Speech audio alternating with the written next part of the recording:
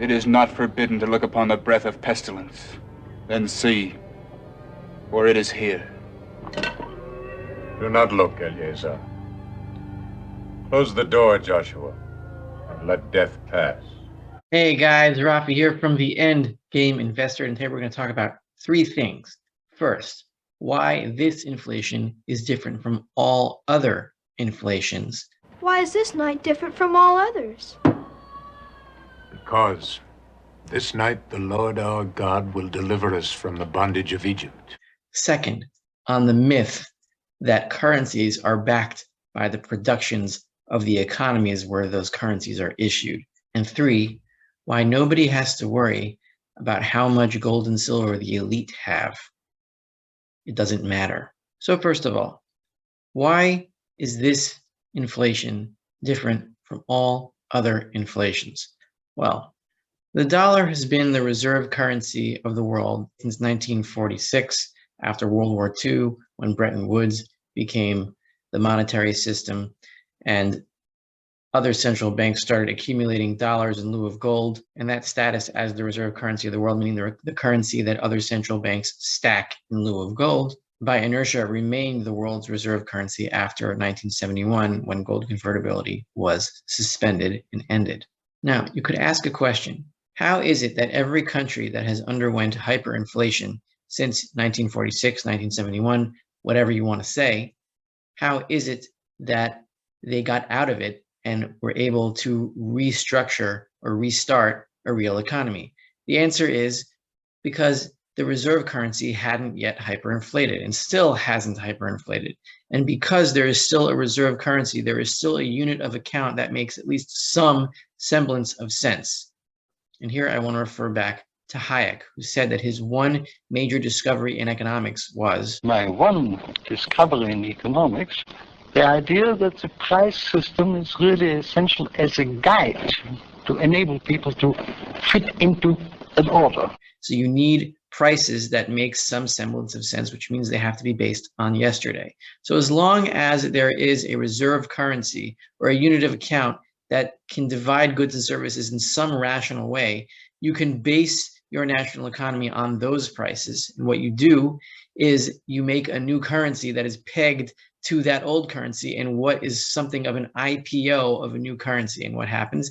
You trade it with other banks for the reserve currency, and the banks take a risk on your currency provided that the monetary policy backing it is sane and is pegged to the reserve currency, which itself is still pegged to gold from the past. And in that way, you can restructure an economy and exit the hyperinflation. That's how every currency, every country that has hyperinflated since 1946, 1971, etc., that's how they have restructured their economy based on an existing price system that goes into the past in some rational, liquid way. And so it happened here in Israel in 1983 that the old shekel collapsed and the new shekel was then based on a dollar peg within certain exchange rates. And that currency was then sold for dollars, which are now housed in the Bank of Israel. So the shekel is backed by the dollar and it has no gold. The shekel is a dollar substitute that is on an exchange rate with the dollar within a certain window. And that is how Israel escaped its hyperinflation in 1983, 1984. And same with every other country that has underwent hyperinflation. Now, some countries can get back into hyperinflation pretty quickly.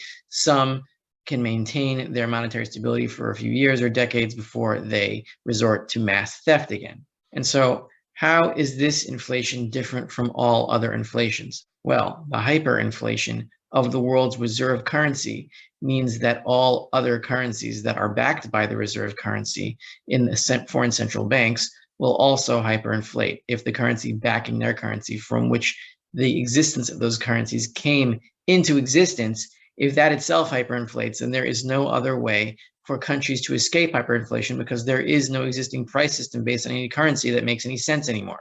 And you cannot peg a hyperinflating currency to a hyperinflating currency. It doesn't make any sense. And so you have to go back in time to what the reserve currency is ultimately based on, which is gold. To understand this a little better, we can go back to what happened in the early 1930s when FDR took the entire gold supply, stole it from all of Americans, and revalued the dollar from $21 per ounce to $35 per ounce. People like to pretend that the Great Depression, that era from 1929 to 1945, it was a deflationary time. It only seemed that way in dollar terms, but it was inflationary. Why? Because the dollar was devalued from 21 to 35, and that was the inflation. It was an acknowledgement of the inflation of the 20s, and that was the devaluation of the dollar, making the dollar unit less purchasing power. It only seemed to have more purchasing power, but in fact, it lost value, because if you had held gold back then, you would have been able to sell it. If you had held it illegally at 21 and then sold it at 35, you would have nearly doubled your purchasing power. Whereas someone who held dollars only slightly increased their purchasing power. So relative to real money, it was an inflationary depression, as all depressions are.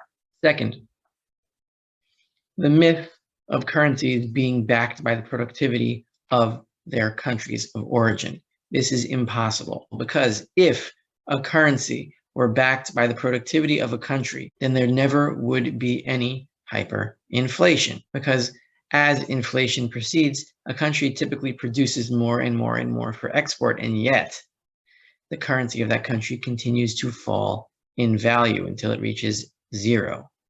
Empirically, it is impossible for hyperinflations to happen if a currency is backed by the productivity of that country. Now, second, logically, in order for productivity to happen, you need a pre-existing price system, a way to bring people into an order, as Hayek pointed out. I sometimes say, no discovery has ever been made in economics, and there are no discoveries to be made. It's a question of using common sense knowledge and recognizing its significance. Of course, that we are guided by prices, and that prices are determined by the action of millions of people, everybody knows.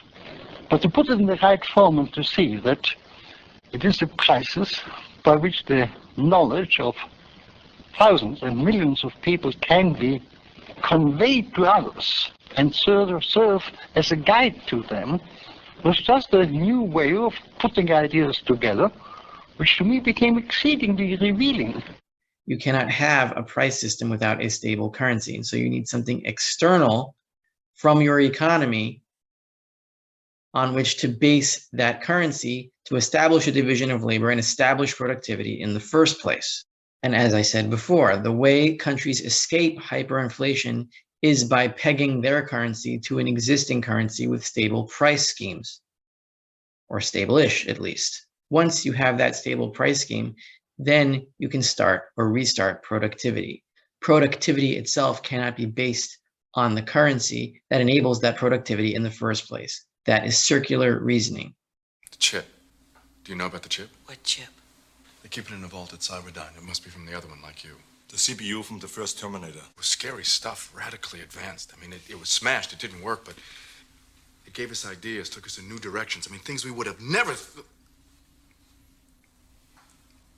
All my work was based on it. And so to review, first of all, why is this inflation different from other inflations? Because this is the inflation of the reserve currency.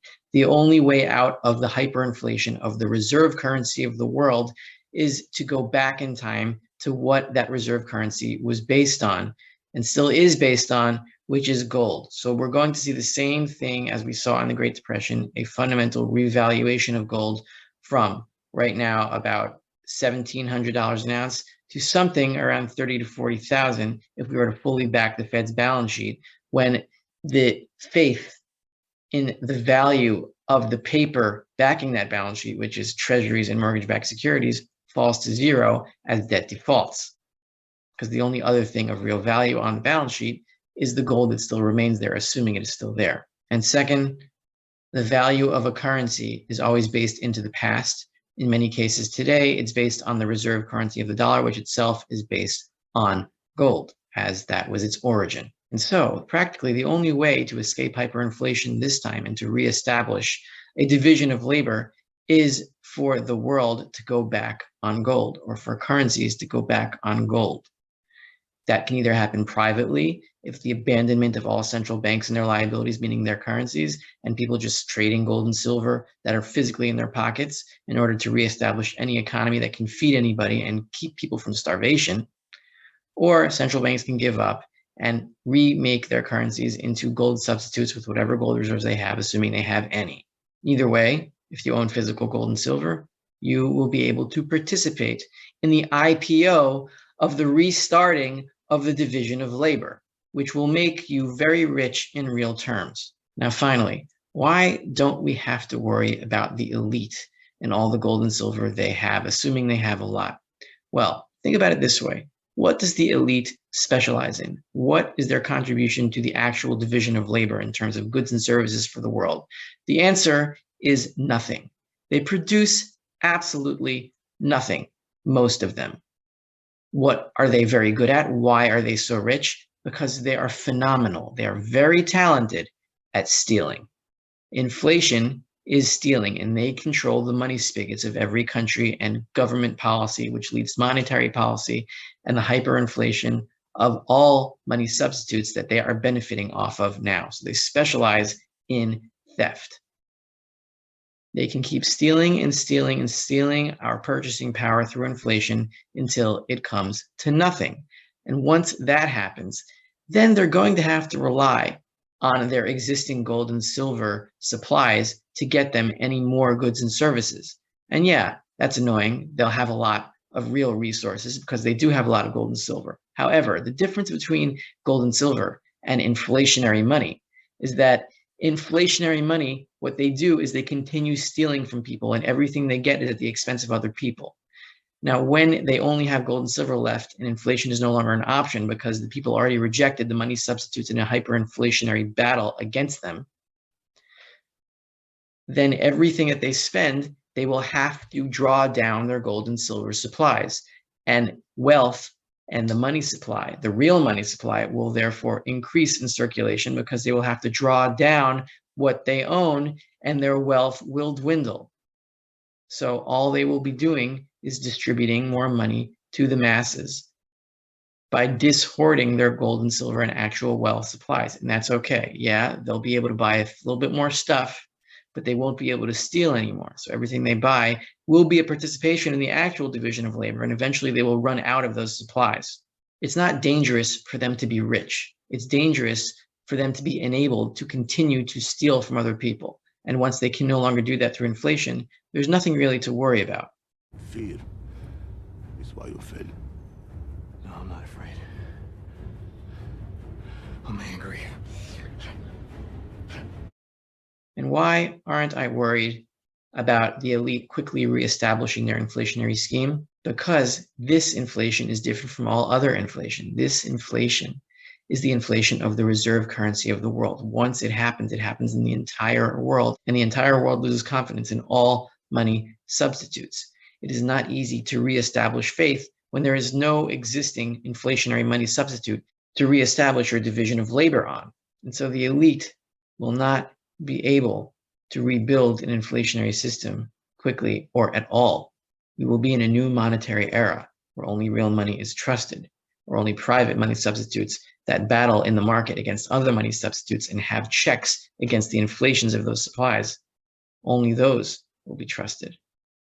The elite might be rich, but they will lose their ability to continually steal from the masses. And that is the most important thing.